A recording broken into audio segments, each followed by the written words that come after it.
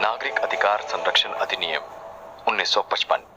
हम और आप, हम सभी आजादी और समान अधिकारों के हकदार हैं।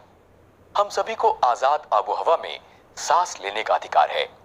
हमारे इन अधिकारों की नुमाइंदगी करता है हमारा संविधान, और हमारे संविधान की मूल भावना है जियो और जीने दो। उसकी नजर में सभी नागरिक समान हैं, पर इस आदर्श विचार को कानूनी जामा भी तो पहनाना था। लिहाजा नागरिक अधिकार संरक्षण अधिनियम लाया गया। तो चलिए चलते हैं साल 1955 में और इस अधिनियम के प्रावधानों को समझते हैं।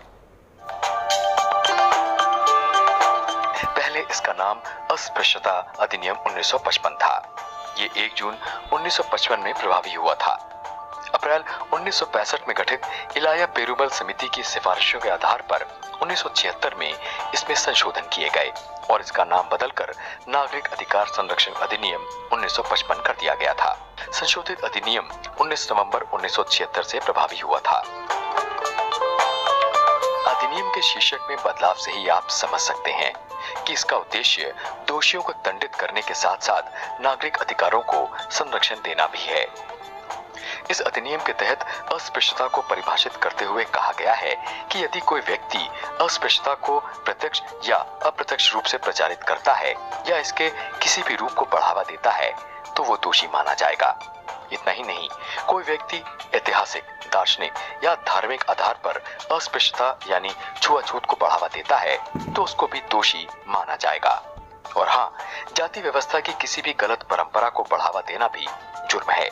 अधिनियम के अनुसार किसी को भी अस्पृश्य होने के आधार पर किसी सार्वजनिक स्थल पर प्रवेश करने से रोका नहीं जा सकता।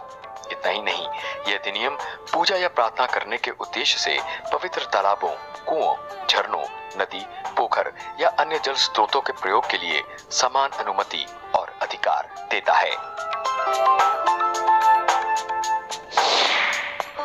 नागरिक अधिकार संरक्षण अधिनियम 1955 का लक्ष्य अस्पृश्यता की प्रथा को खत्म करना था। इसकी धारा 3 से लेकर 7A अस्पृश्यता के आधार पर अपराध को परिभाषित करती है और दोषियों के लिए सजा का निर्धारण करती है।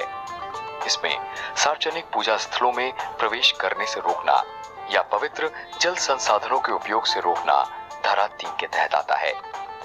किसी भी दुकान, सार्वजनिक भोजनालय, होटल, सार्वजनिक मनोरंजन, शमशान भूमि तक पहुंच से वंचित करना धारा 4 के तहत आता है। किसी भी अस्पताल, औषधालय, शैक्षणिक संस्थानों वगैरह में प्रवेश से इंकार करना धारा 5 के तहत आता है। माल बेचने और सेवाएं देने से इंकार करना धारा 6 के तहत आता है। चोट पहुंचाना या अपमान करना धारा 7 के तहत आता है। अस्पृश्यता के आधार पर किसी भी व्यक्ति को शव को हटाने या झाड़ू लगाने जैसे कामों को करने पर मजबूर करना धारा 7A के तहत आता है।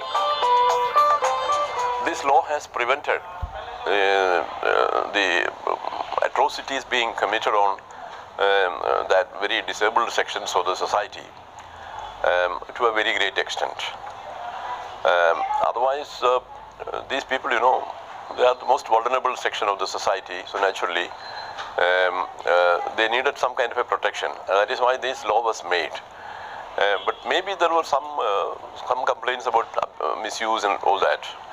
But otherwise, the law has stood the test of time, and it has served the purpose for which it was enacted.